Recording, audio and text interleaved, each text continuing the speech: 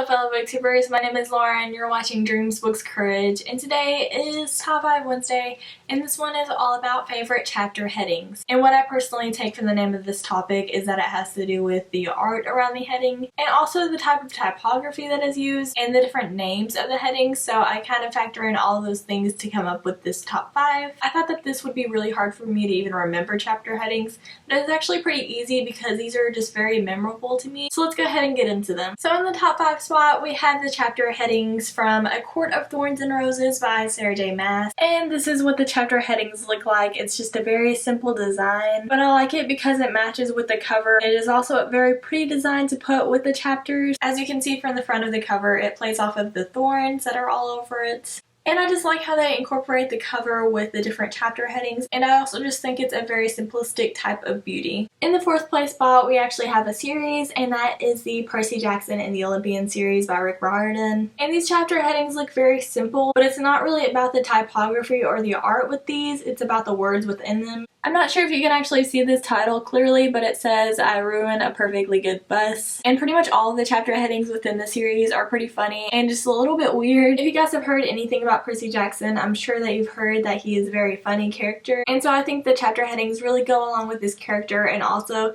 they're very funny and fun to figure out what they actually mean. Next, we have a series that I know a lot of you hold dear to your hearts, and that of course is the Harry Potter series by J.K. Rowling. And I had to mention these chapter headings because I think they're very pretty. Like, as you can hopefully see here, there's just a little picture there that's very pretty and beautifully drawn. And every single chapter has a different beautiful picture, so I'm sure that took a lot of time for the illustrator to do, and I feel like that just makes you get more into the story, and sometimes the pictures kind of help you to visualize things. And they're just a little part of what makes this series so great, so I really love them, and they just add to this fantasy world. In the 2nd place spot, we have the chapter headings from Amy and Roger's Epic Detour by Morgan Matson. And again, these chapter headings aren't really about the typography or the art as much as they are about the words. Like, here's an example that you probably can't really see, but it says, "A love-struck Romeo sings a street sus serenade," and that is a song lyric by the Dire Straits. If you have read this novel, then you know how much that music plays into it, and that there are a lot of playlists within this that you can also listen to. And pretty much all the lyrics within this come from one of the songs of the playlist. And I really love how instead of naming a chapter numerically, she just did it through song lyrics. And in the 1st place spot, we actually have a collection of short stories that are in a bind-up. And those are from My True Love Gave to Me, which was edited by Stephanie Perkins, but features 12 amazing authors. And with this one, it's all about the art that is at the beginning of every single short story. And all the art seems like a little bit different. And all of the titles and typography are in different fonts, which I think is really cool.